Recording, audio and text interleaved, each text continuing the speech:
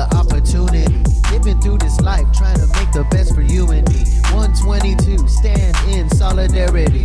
122, tell me, have you heard of me? 122, reverse the polarity. 122, time for prosperity. 122 is all about unity. Let us help you with technology. Let us set it up properly. Bringing out the best is our philosophy. Let us benefit economically. Stand up.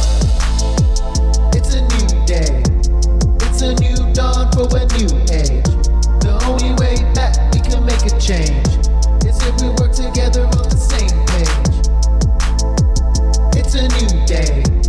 Throw your hands up if you don't play. Gotta work together for a better wage. This ain't over yet, there are better days.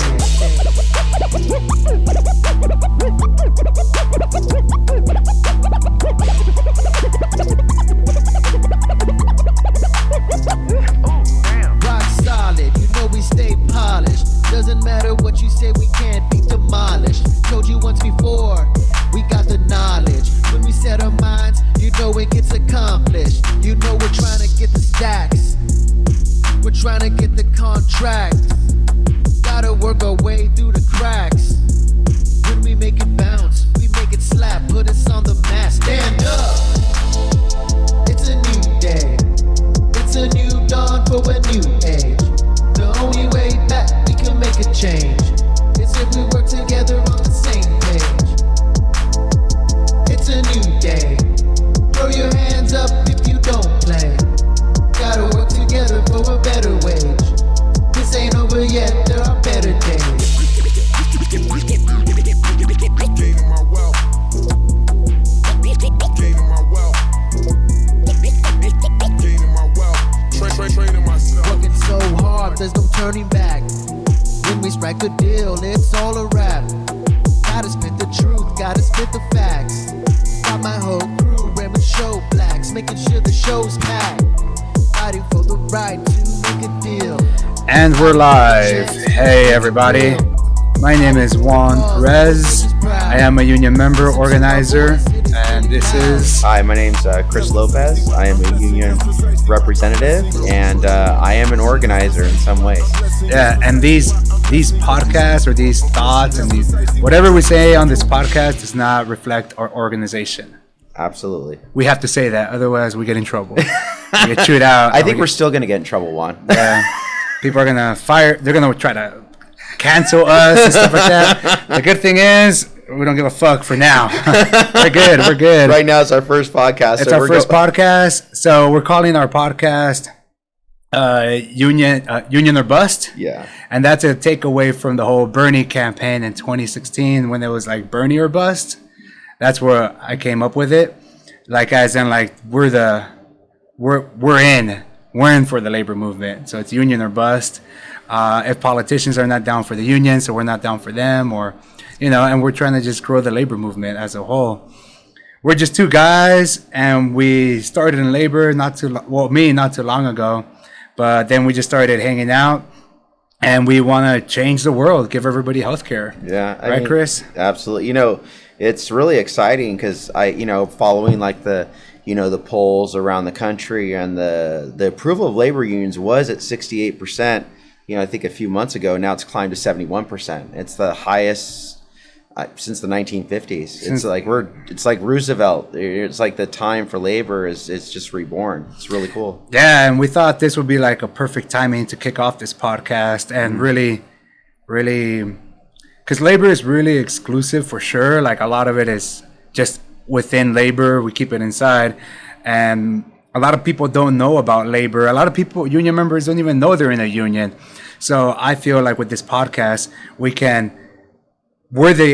in labor. We have our ears to the ground, but we want the rest of the community to know what's going on with labor, the labor movement. I mean, it's only like 10% of workers are in unions to begin with, and not everybody within that 10% know they're in a union or are even active to begin with. And I think things are changing, though. Things are definitely changing. This year is different than the past 20 years of labor. I mean, labor is just on fire right now. You see what's going around the country with like Starbucks United, for example. You see, Trader Joe's forming their first union recently. Now Home Depot is now forming. Yeah, I just saw that. Where was that at? Like Pennsylvania or something? I forgot what area, but it is. I think it is Pennsylvania actually. Something like that. We'll check on that later, but it's just this. It's a train, and it's going around the country, and you just have to get on, and support one another. Juan and I were actually, in Sacramento, the farm workers were fighting for equal rights. I don't know if a lot of people know this, but farm workers don't have the same rights as people who work in other sectors. They wanted to be able to vote by mail, and they weren't able to do that for a long time. Now AB 2183 passed, and the governor signed it. Yeah, because we gave him the Juan and Chris bump. That's why Gavin Newsom was like, "Oh fuck, these motherfuckers are calling me a bitch on Facebook, tagging them. Don't turn your back on workers, on the farm workers, on the ones that feed us." So he was like, "I need to sign this shit." Yeah. Because why did he sign this bill this year as opposed to last year? He vetoed it last year, the same bill. So what changed? Do you think labor is different this year than what it was last year? Yeah, there's just so much there. The approval rating for labor unions in 2009, I think it was 40%. It's 71%. There's not an elected official in this country that wouldn't want a 71% approval rating. So we have a lot of leverage right now. We have the highest approval rating. We have higher approval rating than Congress, Yes. Senate, President, than the media. We have the highest approval rating. Labor does. So yeah, why wouldn't a politician be like, well, I need to side with labor at this point? And I think it wasn't that he wanted to sign that bill, the 2183 for the farm workers. Of course he didn't want to sign it. If anything, he does not want to sign it and veto it again like he did last year, because he's invested in these vineyards and whatnot. He's a millionaire. Yeah. So, but I think he felt the heat. We're out there in Sacramento, and when we went to Sacramento last month, how many people do you think were out there? I think there's thousands of people out there in Sacramento marching in the streets. I mean, Juan and I marched. You and I marched about 19 miles in 100-degree weather. It was a movement. Yeah, I'm still paying for it. I have a battle scar for it. I guess I messed up my hip, which now messes up my knee. So my knee's been hurting for a good month now, but it's all good. It's battle scars. It's worth it. Yeah, I think labor is waking up right now around the country. I think members are starting to realize how important they are. One of the reasons we're doing this podcast is there are some union members that don't know they have a 71% approval rating. Unions have a lot of power right now, and this is the opportunity to get, better contracts throughout the country. But one of the biggest things is I think we just have to support one another. Juan and I aren't, official members of the United Food and Commercial Workers Union, but, I know I would. UFW. Oh, United Farm Workers? Yeah, you said United Farm Workers and Commercial. You said UFCW. Oh, UFCW? Yeah. No, no. Damn, well, there we go. Canceled. We're going to edit. Edit that. All right. Okay. Take two. Go for it. But it doesn't mean, just because you're not a part of a specific union, on paper, it doesn't mean you can't walk with them. It doesn't mean you can't support them. The labor movement it means you move, you go. It's an exciting time right now, and if the United Farm Workers need more help, I'm more than happy to go out there. If Minnesota, they're striking in different areas around the country, it's supporting one another. It's not just staying stationed. The labor movement is all around. Yeah, and we say it all the time, solidarity. We use the term brother and sister all the time, but I don't use that term that much. If you see me talking to union people, I don't say brother or sister that much, because I feel like, I don't know, I think we need to work on that a little bit more as labor. We're not there yet. I still see people that on social media, or we're involved as hell here in San Diego, so we see everything. And I'm not going to drop their names right now. Maybe a later podcast we'll start dropping names. But I do see that it's like, yeah, solidarity unless XYZ or it goes against my favorite politician or whatever it is, or until it gets sanctioned by the Democratic Party. And it's like, no, that's the beauty of it, that we don't have to wait till it gets sanctioned off by anybody. We just do it. We just go. That's what we always say, me and you, Chris. We're like, you know what? We're just going to pick up and go. That's it. We just go because we believe it's the right thing to do. And when you believe it's the right thing to do, then honestly, you're on the right path. Anyways, you're on the right side of history. Just like the farm workers. Yeah. I saw it on Twitter that they were going to do that pilgrimage, 335 miles, recreated from what Cesar Chavez did in the 60s, from Delano to Sacramento. I saw it on Twitter the week of. I was like, oh, hell no, we're about to take off. And then I call you and stuff. Oh, man. Let's move around. Let's turn on the light. Turn on the light. Well, this is our first podcast. We're gonna have some editorial, mistakes and logistical mistakes, and we're gonna better this podcast. This is us starting it on our own. We spend our own money on this gear and stuff like that because we're passionate about labor, so we want to get the word out there. We're gonna kill it. So, anyways, that's gonna happen pretty often. We're gonna have mistakes, but that's the beauty of it. Anyways, what was I saying? Well, yeah, I mean, I think we're just talking about the labor movement, and I think the labor movement's kind of divided into two categories. You have, institutionalized unions, but you also have the other side of the labor movement are the people that say we're not going to let the billionaires dictate our wages, our benefits, or our working conditions. We want to say in the decision-making process. So when the Amazon workers walked off the job in Minnesota, they weren't necessarily a part of an institutionalized union, but they're part of the labor movement. They got up, they walked out because of safety reasons, and that's what it is. It's standing up for wages. It's standing up to be able to support yourselves. I mean, let's face it, rent's going up.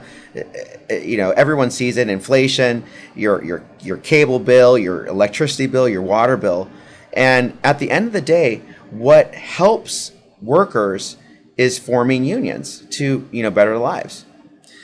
Yeah, it's not you trying to negotiate your own wages and your own anything. That I think that works for some people, yeah, and then you're picking yourself up from the bootstraps or whatever. It does work, yeah.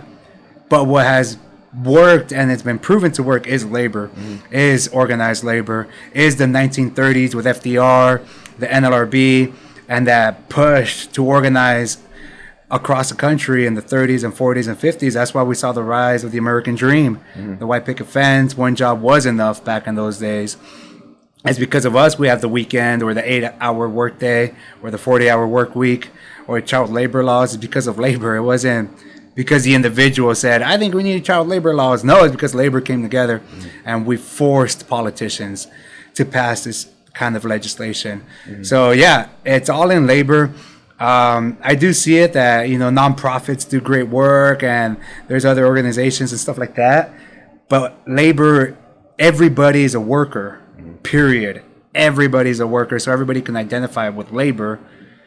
And if we just organize together within our workplaces and then organize together within the labor movement, that's what it's about. That's the labor movement. And you don't have to be in the union to be in the labor movement. Yeah. Like you said earlier, kind of like you alluded to.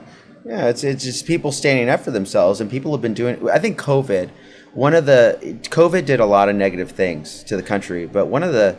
All right, pause real quick. Pause. All right, we're gonna continue the COVID. Let me check what's going on here.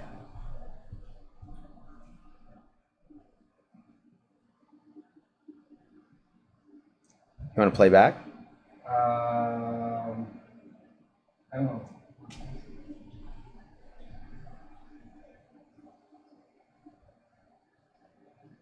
Oh, that's good. Cool. I just saw that blinking stuff. Yeah. I'm like, oh, that's good.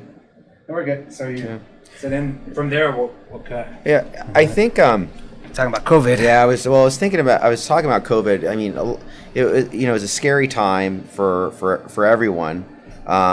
And however, what happened was it kind of showed the importance of workers, essential workers. It could be people working in the grocery stores. It could be people, working in the hospitals. People showed how important it is. Or even like postal workers or nurses or teachers. Teachers. We saw how important, how they're not just people teaching your kids, they're also teaching your kids while you're away at work. Yeah. That's important. It's and I know we don't want to use that term like babysitter kind of deal, but imagine if you didn't have schools where you send your kids to go to school and learn from teachers. They're at home, and now your parent has to stay home, so they can't make money now. So we saw the importance of the role that teachers play in society, how like instrumental they are. Everybody is. I think all workers are. Even if you're a fucking fast food worker or something. I know I said fucking, but that's important too. Like, everybody needs to eat. Everybody likes to eat fucking burgers and shit. So why shouldn't they have a union? Why shouldn't they have good wages and benefits? Everybody deserves good wages and benefits. But yeah, I think COVID highlighted the institutional flaws that we have for sure, like healthcare and whatnot, and how our government honestly has the sides of the corporations most of the time. How these corporations got bailed out and people barely got anything. But organized labor now in 2021, 2022 is like, whoa, we're organizing, and workers want to organize with Starbucks, Amazon, freaking Home Depot, Chipotle. Trader Joe's, Chipotle. Strippers. I mean, everybody deserves a union. Everyone deserves a If union. the strippers are listening to this, I'll be happy to help. Big supporters. I'm a big supporter. I'll wear the shirt.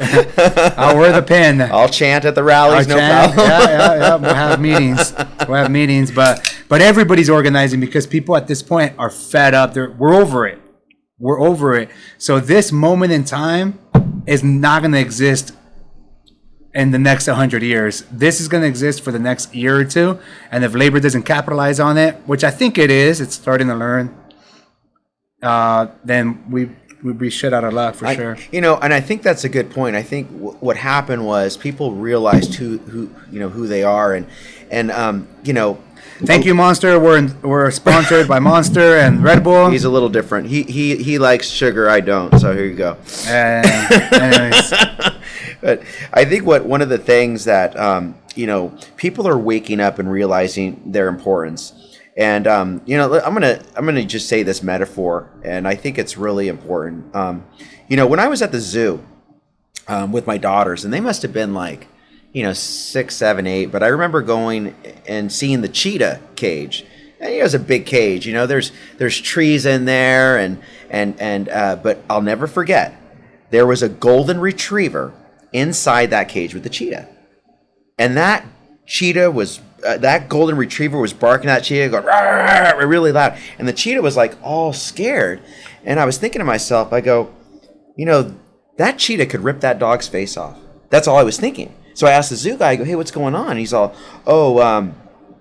the cheetah thinks the dog is dominant because the cheetah was born in captivity. So when I talk to new members, I always tell them, remember who you are.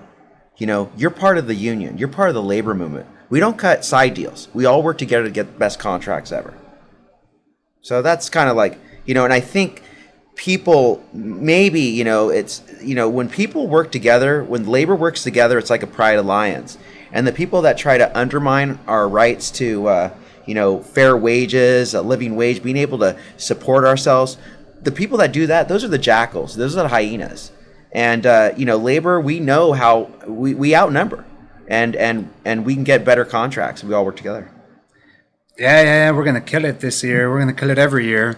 We're gonna continue to organize. We're gonna continue to be out there for the people, whether they're in our union or not, whether they're in the labor council or not. Yeah. We'll go out there and support the Teamsters or whatever. We were out there for the sanitation workers on that December of last year when they were on strike. Yeah. At Republic. Yeah. Do you ask for permission? We don't ask for permission. We just do things. It's easier to ask for forgiveness than to ask for permission, I always say. It's 5 o'clock somewhere also. I say a lot of dumb things. But that's what we do. This is what we're going to do. This podcast is going to be about us and labor, what's going on. Actively just be out there, shooting footage out there and throwing it into the podcast, and whatever's in San Diego or nationally. Hell, you mentioned Minnesota. One of these days we'll probably go to Minnesota. We'll probably go to New York and meet up with Chris Small as the president of the Amazon Labor Union. Yeah. He's killing it. He's doing this hot labor summer. hot labor, what is it? Hot labor summer tour. Well, that's over, but now he wants to continue it. But yeah, that's what this podcast is going to be about. It's our first one. We plan on shooting these whenever we feel like it, kind of deal, and releasing it whenever we feel like it. We don't need permission. We're going to bring in guests to speak with us, whether they're labor leaders or organizers or reps or union members, rank and file, or politicians or candidates that are running for something. Why not? We'll bring anybody in. We'll talk to anybody. We don't care. We'll talk to a fucking conservative. We'll talk to a Republican. I don't give a shit. Hey, that's a good point, because the approval rating of labor unions is 71%. It's not just one party. Yeah. There's people are coming together because and I always tell people, when I was on the picket line in like 2003, 2004, there was this guy named Nathan.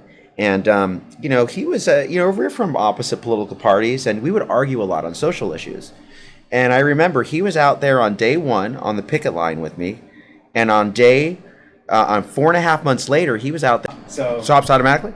yeah, I guess it stops automatically. I have to change that. But all right, we're in part 2 of the podcast. We had to take a little siesta.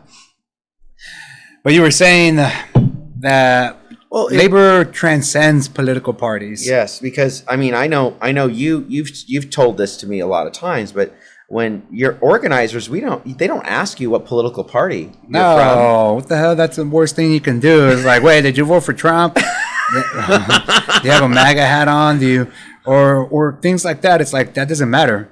We're all workers, though. Mm-hmm. We're all out there in the field, wherever you're at.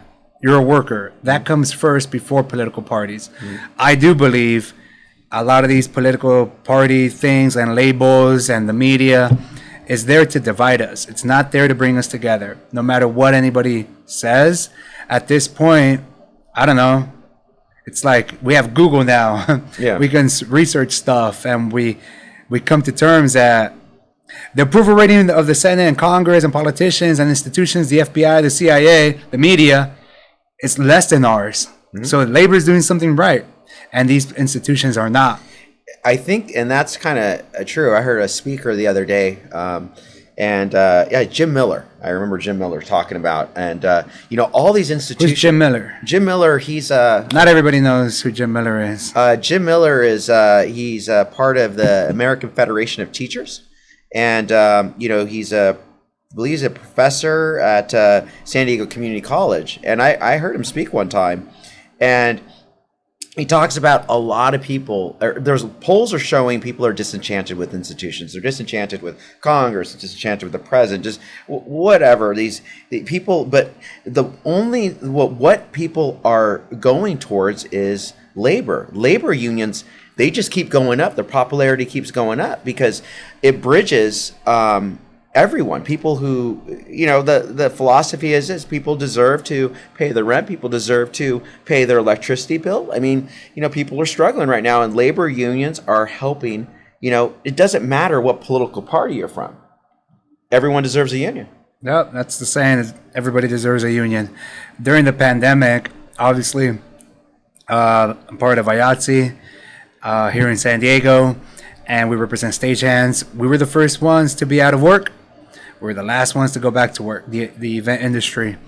And but within our membership, nobody lost health care during the pandemic. That's because we took care of each other. Yeah, we had to make some sacrifices here and there, but for the most part, people kept their health care. We took care of each other. We fundraised to cut checks to help people pay some of their bills, and that's within labor. That's within the union. One of the companies that I was organizing during that time, they were like, "Oh, that's it. They were just dropped, and then that's it. You're left to fend off on your own." But us, as a labor movement, we're there doing food banks, food drives, and all kinds of things, and helping people and members fill out their unemployment benefits, connecting them with, these politicians that can help us with their staff. So within labor, that's what we do as labor. We're not a corporation. We take care of each other because we're more altruistic with that. Mm-hmm. And I think about where we were and where we are now. You talked about workers' comp, you talked about unemployment, you talked about these benefits that people, where did they come from? Well, they came from labor. The labor movement you know, in the early 1900s, you know, fought for a lot of the things that we have today. You know, when you get hurt, you know, I mean, you talking about OSHA safety requirements, all these things that we have at work. I mean, you know, people like talk about the good old days. You know, the good old days. Well, you know, when you know, well, the good old days. You know, if you got there was no safety, you got hurt at work, your legs came off. Well, that's fine. You know, they just fired you. That was just part of it. That was just part of it. Hey, Yeah. you know. A lot of it is part of it until it's not, kind of deal. Like, I mean, we can go on and on that for sure, but yeah, no, it's crazy. I think this is the time. That's it. Is it? We say it all the time. We have 5 years. We have 5 years now. We have 3 because we've been saying this for 2 years. So that's why we're starting this podcast, is just to talk. Just talk. That's it. And we can bring in anybody. We'll talk to anybody and have conversations, because people want to listen to real material and real conversations. They're tired of the propaganda and everything and then all the fear mongering and the division. We're here to bring us together. Yeah. We're here to bring us together. We're not here to, talk drama. We'll do that behind the scenes. We'll talk shit. Of course, everybody does. But here in labor, within the unions, we're here to bring us together. But this, again, it's our own thoughts. It's our own opinions and whatnot. But what else do we got going on, Chris? I know we've been all over the place. What did we do this year? Let's recap real quick. I mean, like, I know the machinist up here, Miramar. Well, let's talk about also the labor movement has gone virtual. You know, also you talk about, you know, we talk about, I know, Facebook. I remember when I first got on Facebook a long time ago, you know, my sister, Sarah, I remember her saying, "Oh, you're going to be on Facebook. I'm going to die." I remember her saying stuff like that. Now your grandma's on Facebook. Now your great grandma's on Facebook. Now there's Instagram. Now there's, you know, there's Twitter, TikTok, and TikTok. You know, there's this movement going on TikTok, and I'm sure pretty much people know what a hashtag is. The hashtag on of labor movement, we'll just take hashtag labor movement. That's on TikTok, and there's about 16,000 followers on TikTok around that, you know. But if the hashtag labor movement on TikTok has 3.5 million. Wait, followers. you said TikTok both times. Oh, I'm sorry, TikTok. Instagram. Okay, on Instagram it's 15,000. Yeah, sorry. On Instagram, the labor movement hashtag has about 15,000 followers. On TikTok, it has 3.5 million followers. Yeah. It's TikTok is getting crazy. We just jumped on it this year, Yeah. and people are making fun of us, blah, blah, blah. We're with the kids. That's fine. We're with the kids. The kids are the ones that are organizing. Yeah. Look at Starbucks. I guarantee you all of those are like kids between the ages of 18 and 24 or whatever. Who knows? But they're young. Young people have had enough. This new generation after mine. I'm a millennial. I think we're the last ones without internet, and then we got internet in high school. That's when I got internet. But the generation after me, what is it? I don't even know anymore. Gen Z, they're I don't know if it's Gen Z or not, or another one, but they grew up with the internet, so they don't take no shit. You know, they don't watch mainstream media, CNN, MSNBC, or Rachel Maddow. They don't. They watch YouTube, and they do their research, and they talk to their friends. And yeah, sometimes that can have consequences for sure, just like anything else. But at least they're critically thinking and doing their own research, and I think that's good too. That's what we're doing. That's what we do as labor. As labor, we don't watch MSNBC and see a strike and take their word for it. We talk to the union and we talk to the workers, and we see what actually is going on the ground. Because mainstream media is not pro-labor. Why would it be pro-labor when mainstream media is funded by these large corporations that we're trying to organize? Same thing with politicians, but whatever. Anyways, but yeah, no, if you have me on Facebook or on social media, you see I talk a lot of crap and stuff, but that's only because I guess we care. Yeah, well, we're not scared to say what we want. Scared, yeah. You know, it's like how much, you know, people like, oh, you know, what's this person gonna think? You know, you just gotta go. If you know, it's like the farm workers when we were, you know, those people feed us. I mean, and that's why we were there. I mean, what's more essential than the people that pick our food from the ground and you know, our tables, and we just, I mean, I was I mean, it was great to see all those people out there. I'll tell you, it was a movement. And yeah, and when we walked those 19 miles, not the Sacramento ones, but where were we? Fresno. yeah, Hot as hell. And we walked through the fields basically. And you see those conditions where it's like, oh man, it's all dusty and sandy and dirty and the smog from the cars. And then talking to the actual UFW workers out there, how they talk about the conditions when they work in the field. Like, holy crap. In California, we produce 70% of agriculture that's consumed in the country. We produce 90% of the almonds that we consume. Yeah. That's crazy. So California is where it's at for the farm workers. Yeah. For this type of industry. And we're the 5th largest economy. So that's why it's such a crazy thing for like Gavin Newsom to veto this bill last year and then all of a sudden he signs it this year. It's like, dude, like, how would you turn your back on these workers? Well, You know? if this was maybe 2009, but you know, the labor movement is what changed, made Gavin Newsom move. Let's face it, Gavin Newsom was not going to sign that bill until the labor movement got involved. And what is he going to do? He's going to run for president. Oh yeah, I could see that happening. Yeah, so you hold this over his head. It's like, oh shit, Yeah. like you turned your back on labor again.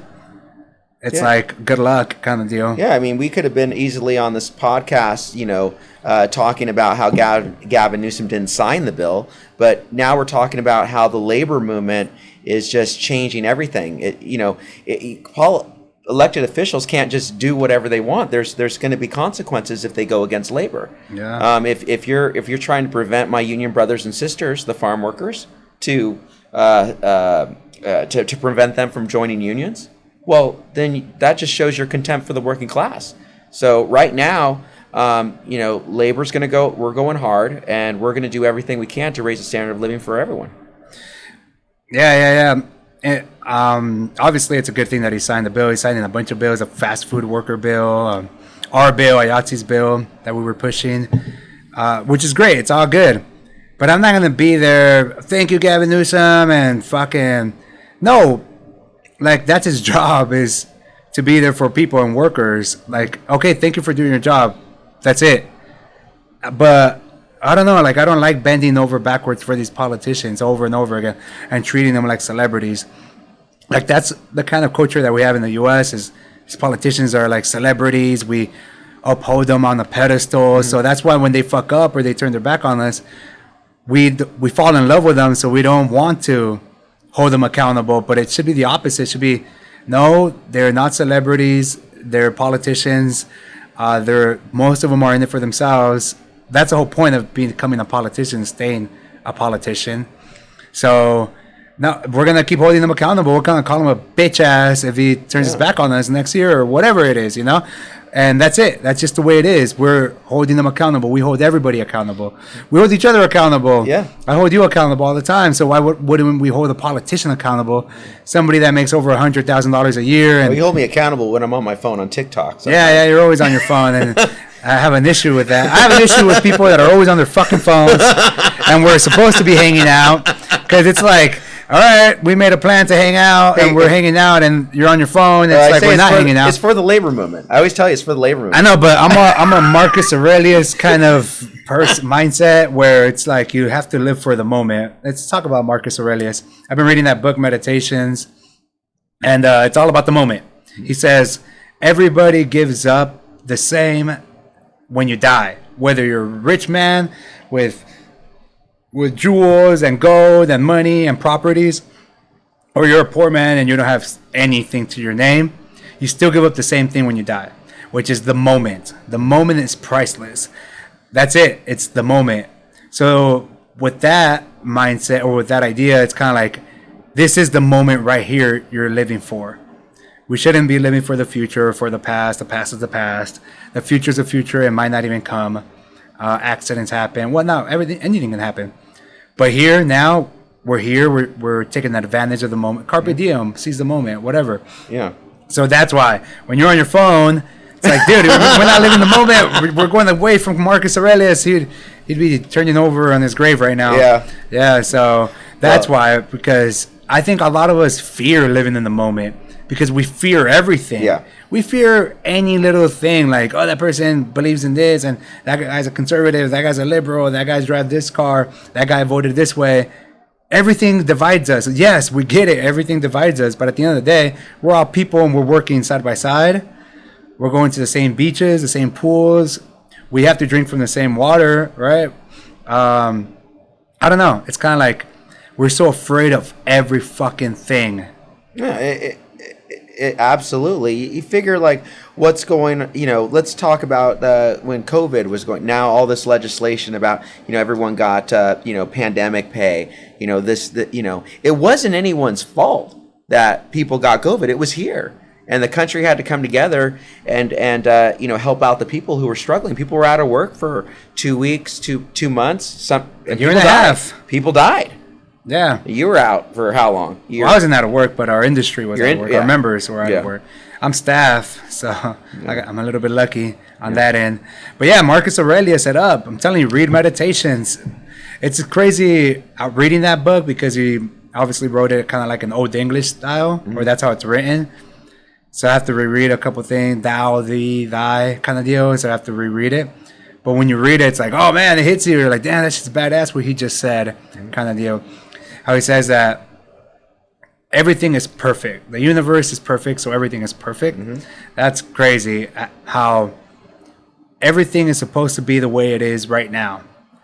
We're the way that we are. Mm-hmm. If we get sick, we get sick, yes, because of XYZ, whatever, your past, your diet, your genes, but you're here now, the moment. The apple serves its purpose. When it's ripe, it falls off the tree. The bear eats it. We eat it. Mm-hmm. It gives us energy. Mm-hmm. And then that's the whole point, is that everything is perfect. It carries on. It moves on. Everything is for the moment. There's no higher purpose in a lot of things. And then we can get into that if you want. But like, you're a religious man of faith, mm-hmm. and I'm not. But we still get along. Yeah. We draw divisions. Well, you drink Monster. I drink Monster. Red Bull. You drink Red Bull. Yeah, you have glasses. I don't. I don't drink alcohol. You don't drink alcohol. So we have our differences, but where we come together, labor. Boom. That's all we talk about is labor. People complain about it and this and that, but it's all good. It's for the greater good. It's not like all we talk about is trucks, or football or baseball. Nothing wrong against that, but you want to talk about your truck? Yeah. Well, anyway, no, hell no. I can't let everybody know what I drive. Flat tires. No, it's kind of interesting because Martin Luther King. Speaking about faith, when he was assassinated, but a lot of people know he was marching for the sanitation workers. During that time, he was fighting for he was part of the labor movement, making sure they get a fair contract. For me, I try to not step aside from doing what's right. It's like if you could be safe. There's like I always say Martin Luther King. I listened to one of his sermons. There's two kinds of faith. There's the if faith and the though faith.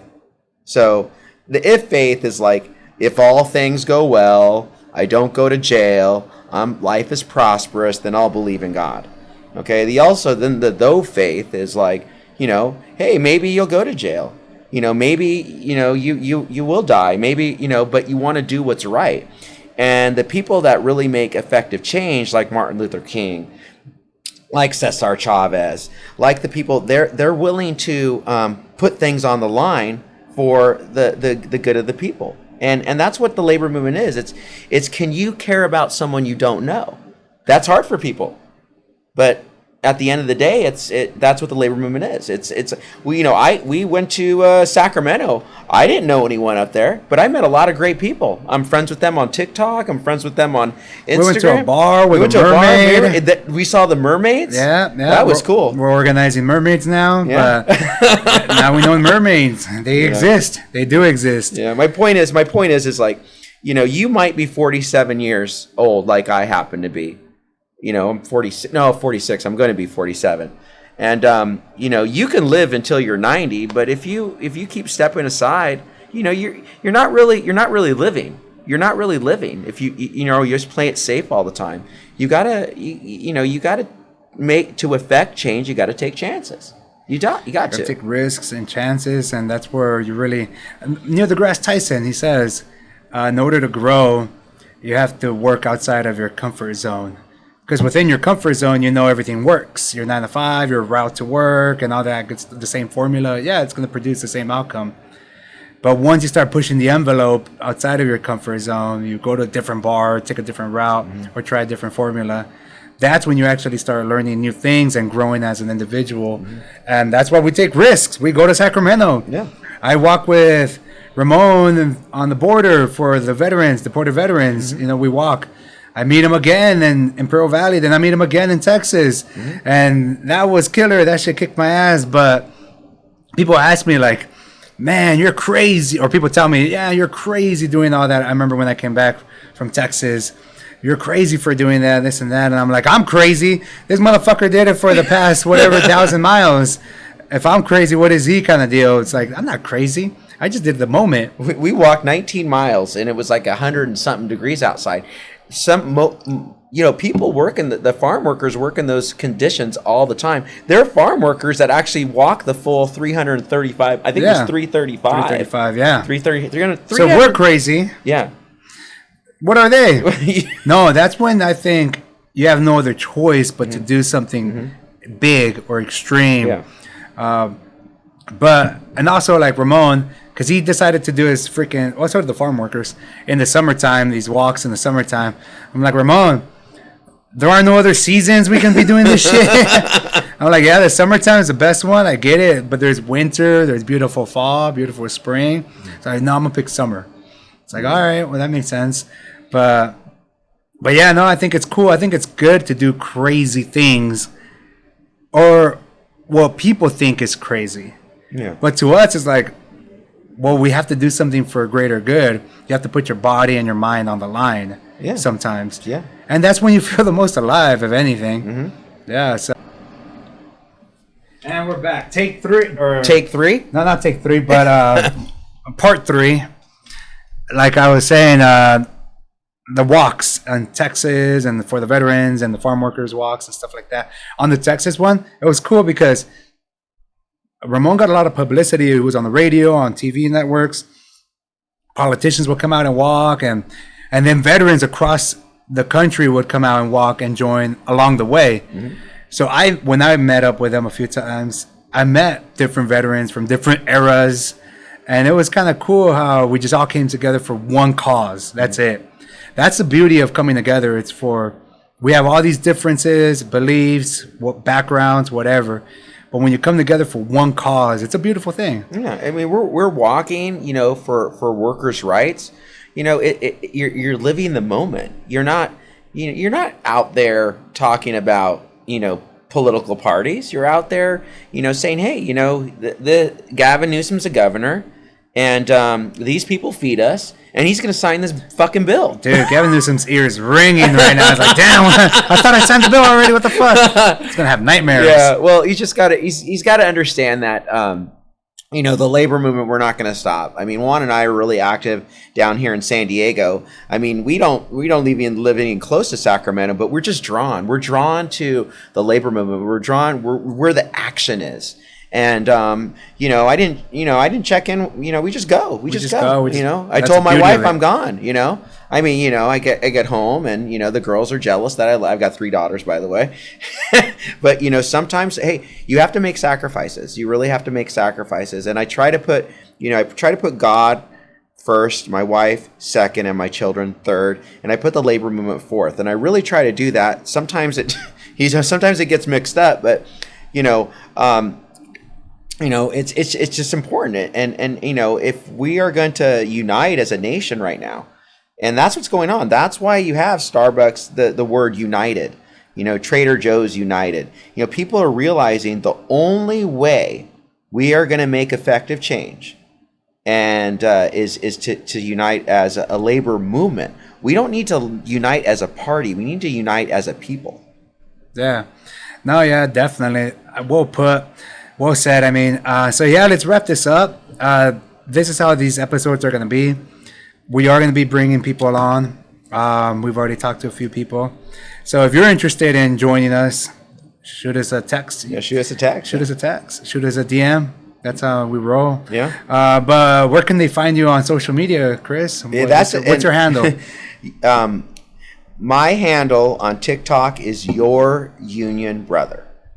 Okay, my Instagram is Your Union Brother, and my Twitter is Your Union Bro, because I can't get the full brother in there because they limit the characters. But you know, my philosophy on Instagram and TikTok, I follow my union peeps. If you're union, I'm gonna follow you, and if I haven't followed you yet, because I haven't found you. Definitely, and you can find me as union organizer. Mm-hmm. Sometimes I use a 1, sometimes I use a 0 for the O, but yeah, you can follow us there. That should wrap it up. All right, good day, everybody, and this should be dropping soon.